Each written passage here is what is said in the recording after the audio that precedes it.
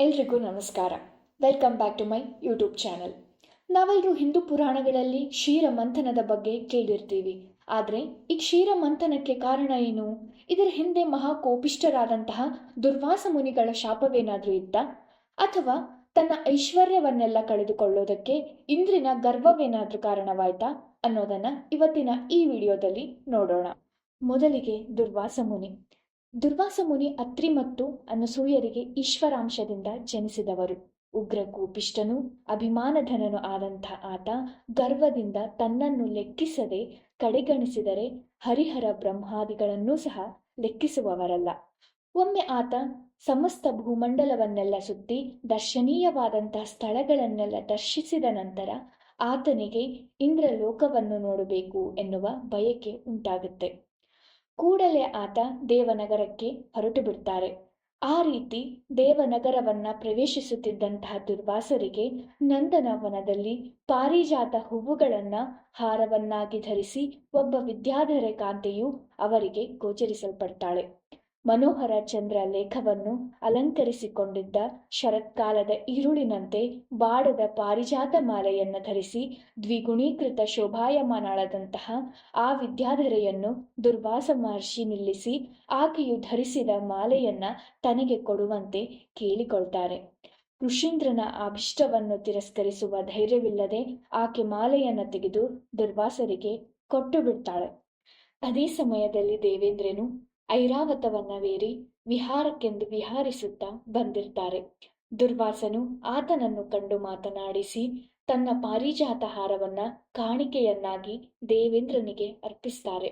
ದುರ್ವಾಸ ಮಹರ್ಷಿಯು ಪ್ರೀತಿಪೂರ್ವಕವಾಗಿ ಅರ್ಪಿಸಿದ ಕಾಣಿಕೆಯನ್ನ ಗೌರವ ಆದರಣೆಗಳಿಂದ ಸ್ವೀಕರಿಸದೆ ದೇವನಾಯಕನೆಂಬ ಗರ್ವದಿಂದ ದೇವೇಂದ್ರನು ಐರಾವತದ ಮೇಲೆಯೇ ಕುಳಿತು ಕೈಯಲ್ಲಿನ ಅಂಕುಶವನ್ನ ಕೆಳಗೆ ಚಾಚಿ ಅದರ ಸಹಾಯದಿಂದ ಆ ಮಾಲೆಯನ್ನ ತೆಗೆದುಕೊಳ್ತಾರೆ. ತನ್ನ ಕಣ್ಣ ಮುಂದೆಯೇ ನಡೆಯುತ್ತಿರುವ ಈ ಅವಮಾನಕರವಾದಂತಹ ದೃಶ್ಯವನ್ನು ಕಂಡು ತಡೆಯಲಾಗದೆ ಕ್ರೋಧಾವೇಶದಿಂದ ಕಂಪಿಸುತ್ತಿರುವ ದುರ್ವಾಸ ಮುನೀಂದ್ರನ ಕಣ್ಣುಗಳಲ್ಲಿ ಘೋರವಾದ ದಾವಾಗ್ನಿ ಜ್ವಾಲೆಗಳು ಹೊರಬರುತ್ತವೆ. ಅಷ್ಟರಲ್ಲಿಯೇ ಬೆಂಕಿಗೆ ತುಪ್ಪವನ್ನು ಸುರಿದಂತೆ ಮತ್ತೊಂದು ಘಟನೆಯೂ ನಡೆದು ಬಿಡುತ್ತೆ.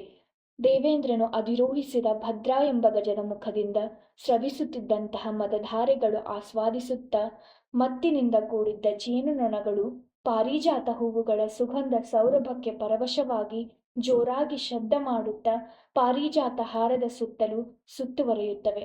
ಆ ಝೇಂಕಾರ ಶಬ್ದದಿಂದ ಬೆಚ್ಚಿ ಬಿದ್ದಂತಹ ಐರಾವತವು ತನ್ನ ಸುತ್ತಲೂ ಸುತ್ತಿಕೊಂಡಿರುವ ನೊಣಗಳನ್ನ ಕಂಡು ಜೋರಾಗಿ ಶಬ್ದ ಮಾಡುತ್ತಾ ತನ್ನ ಸೊಂಡಿಲನ್ನ ಚಾಚಿ ಪಾರಿಜಾತ ಹಾರವನ್ನು ತೆಗೆದುಕೊಂಡು ನೆಲಕ್ಕೆ ಎಸೆದು ಕಾಲುಗಳಿಂದ ತುಳಿದು ಎಸೆದು ಬಿಡುತ್ತೆ.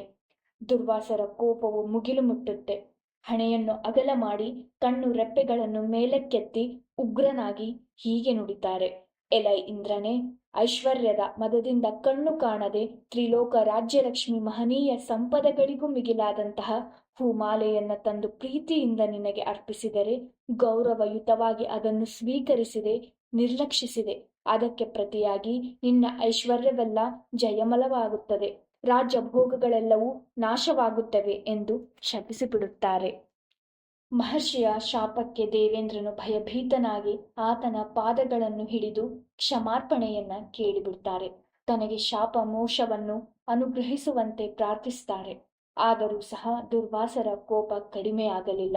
ಮತ್ತಷ್ಟು ಕೋಪಿಸಿಕೊಂಡು, ದೇವೇಂದ್ರ, ಅಂದು ಮುನಿಪತ್ನಿ ಅಹಲ್ಯಾಳನ್ನು ಮಾಯಾವೇಶದಲ್ಲಿ ವಂಚಿಸಿದ ನಿನ್ನನ್ನು ಕ್ಷಮಿಸುವುದಕ್ಕೆ ನಾನು ಗೌತಮನಲ್ಲ. ನಿನ್ನ ಪಾಪಕ್ಕೆ ಪ್ರಾಯಶ್ಚಿತವಿಲ್ಲ. ನನ್ನನ್ನು ಆಗ್ರಹಪಡಿಸಿದರೆ ನಿನಗೆ ಈ ಲೋಕದಲ್ಲಿ ಸ್ಥಾನವಿಲ್ಲದಂತೆ ಮಾಡುತ್ತೇನೆ ಎಂದು ಗರ್ಜಿಸುತ್ತಾರೆ. ಮೌನಿಯ ಶಾಪ ಪ್ರಭಾವದಿಂದ ನಿರ್ಜರೇಶ್ವರನ ಅನಂತ ಭೋಗ ಭಾಗ್ಯಗಳೆಲ್ಲವೂ ಇಂದ್ರಜಾಲವೆಂಬಂತೆ ಅದೃಶ್ಯವಾಗಿ ಹೋಗುತ್ತೆ. ಈ ವಿಷಯವು ಭೂಲೋಕದಲ್ಲೆಲ್ಲ ವ್ಯಾಪಿಸಿ ದೇವತೆಗಳೆಂದರೆ ಪೂಜ್ಯ ಭಾವನೆಯು ಕ್ಷೀಣಿಸಿ ಜನರು ಉತ್ತಮ ಲೋಕಗತಿ ಪ್ರಾಪ್ತಿಗಾಗಿ ಮಾಡುವಂತಹ ದಾನ ಧರ್ಮಗಳನ್ನು ಮಾಡುವುದನ್ನು ತ್ಯಜಿಸಿ ಬಿಡುತ್ತಾರೆ.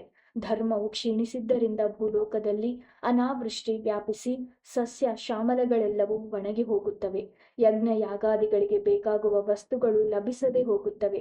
ಯಜ್ಞ ಹವಿಸ್ಸುಗಳಿಲ್ಲದೆ ದೇವತೆಗಳೆಲ್ಲರೂ ನಿರಾಹಾರರಾಗಿ ತೇಜೋರಹಿತರಾಗುತ್ತಾರೆ. ಶಾಪಗ್ರಹಿತರಾದ ಅಮರರ ನಿಸ್ಸಹಾಯತೆಯನ್ನು ಕಂಡು ದಾನವ ನಾಯಕನಾದಂತಹ ವಿಪ್ರಚಿತ್ತನು ದೇವಲೋಕದ ಮೇಲೆ ದಂಡೆತ್ತಿ ಹೋಗಿ ಇಂದ್ರನ ಮೇಲೆ ಯುದ್ಧ ಮಾಡಿ ದೇವಲೋಕವನ್ನ ಜಯಿಸಿ ವಶಪಡಿಸಿಕೊಂಡು ಬಿಡ್ತಾರೆ. ನಂತರ ಇಂದ್ರನು ಸತ್ಯಲೋಕಕ್ಕೆ ಹೋಗಿ ಬ್ರಹ್ಮನೊಂದಿಗೆ ತನಗೆ ಒದಗಿದ ವಿಪತ್ತಿನ ಬಗ್ಗೆ ನಿವೇದನೆಯನ್ನ ಮಾಡಿಕೊಳ್ಳುತ್ತಾರೆ. ಬ್ರಹ್ಮನು ಆತನನ್ನು ಸಮಾಧಾನಪಡಿಸಿ, ಅತ್ರಿತನಯನಾದ ಆ ಮುಂಗೋಪಿಗೆ ಕೋಪವೇ ಹೊರತು ಶಾಂತ ಸ್ವಭಾವವಿಲ್ಲ. ಆ ದುರ್ವಾಸನ ಕೋಪವೆಂದರೆ ನಾನೇ ಭಯಪಟ್ಟು ನಡುಗುತ್ತೇನೆ. ಹಾಗಾಗಿ ಆಪತ್ತುಗಳನ್ನು ಕಳೆದು ಸುಖ ಸ್ಥಾನಗಳನ್ನು ಕೊಟ್ಟು ಸಂತಾಪಗಳನ್ನು ತೊಲಗಿಸಿ ಸುಖ ಸಂಪತ್ತುಗಳೊಂದಿಗೆ ನಮ್ಮನ್ನು ಕಾಪಾಡಲು ಆ ಶ್ರೀಮನ್ನಾರಾಯಣನಿದ್ದಾನೆ. ಆ ಪರಂಧಾಮನನ್ನು ಶರಣಾಗತಿ ಬೇಡುವುದೊಂದೇ ನಮಗೆ ದಾರಿ ಎಂದು ಹೇಳುತ್ತಾರೆ. ಪಿತಾಮಹನ ಆದೇಶವನ್ನು ಅನುಸರಿಸಿ ದೇವೇಂದ್ರನು ಕ್ಷೀರ ಸಮುದ್ರದಲ್ಲಿರುವ ಶ್ವೇತದ್ವೀಪಕ್ಕೆ ಹೊರಡುತ್ತಾರೆ. ಶೇಷ ತಲ್ಪದ ಮೇಲೆ ಕೋಟಿ ಮನ್ಮಥರನ್ನ ನಾಚಿಸುವಂತಹ ಸೌಂದರ್ಯ ರತ್ನಾಕರನಾದಂತಹ ಶ್ರೀಮನ್ನಾರಾಯಣನು ಹಚ್ಚ ಹಸುರಿನ ರೇಷ್ಮೆ ವಸ್ತ್ರಗಳನ್ನು ಧರಿಸಿ ಶ್ರೀವತ್ಸ ಲಾಂಛನವನ್ನು, ಕೌಸ್ತುಭ ಮಣಿಯನ್ನು, ವೈಜಯಂತಿ ಮಾಲೆಯನ್ನ, ಅನಂತ ಭೋಗ ಚಿಹ್ನೆಗಳಾದ ಅಮೂಲ್ಯ ಅಲಂಕಾರಗಳನ್ನು ಧರಿಸಿ ಶೋಭಾಯಮಾನವಾಗಿ ಕಾಣುತ್ತಾ ಮಲಗಿರುತ್ತಾನೆ. ಆಗ ದೇವೇಂದ್ರನು ತನಗೆ ಬಂದೊದಗಿದ ಆಪತ್ತನ್ನು ಶ್ರೀಹರಿಯಲ್ಲಿ ವಿವರಿಸುತ್ತಾನೆ. ಆಗ ನಾರಾಯಣನು, ನೀನು ಈಗಲೇ ಹೋಗಿ ದಾನವರೊಂದಿಗೆ ಮಾತನಾಡಿ ಅವರನ್ನು ಇಲ್ಲಿಗೆ ಕರೆದುಕೊಂಡು ಬಾ. ಮಂದಾರ ಪರ್ವತವನ್ನ ಕೋಲನ್ನಾಗಿ, ವಾಸುಕಿ ಸರ್ಪವನ್ನ ಅದಕ್ಕೆ ಹಗ್ಗವನ್ನಾಗಿ ಮಾಡಿಕೊಂಡು ಈ ಕ್ಷೀರ ಸಾಗರವನ್ನು ಮಥಿಸಿ ಅದರಿಂದ ಔಷಧಿಲತೆಗಳು, ದಿವ್ಯೈಶ್ವರ್ಯ ಸಂಪತ್ತುಗಳು, ಅಮೃತವು ಉದ್ಭವಿಸುತ್ತದೆ. ನಿನಗೆ ಪುನಃ ಸ್ವರ್ಗ ಪರಿಪಾಲನೆಯು ಪ್ರಾಪ್ತಿಯಾಗುತ್ತದೆ. ಕೂಡಲೇ ಕರ್ತವ್ಯೋನ್ಮುಖನಾಗು, ಕಾರ್ಯ ಸಾಧನೆಯನ್ನ ಮಾಡು ಎಂದು ಹೇಳಿ ಆಶೀರ್ವದಿಸುತ್ತಾರೆ. ಇವತ್ತಿನ ಈ ವಿಡಿಯೋ ನಿಮಗೆ ಇಷ್ಟವಾದಲ್ಲಿ ದಯವಿಟ್ಟು ಲೈಕ್, ಶೇರ್ ಆ್ಯಂಡ್ ಸಬ್ಸ್ಕ್ರೈಬ್.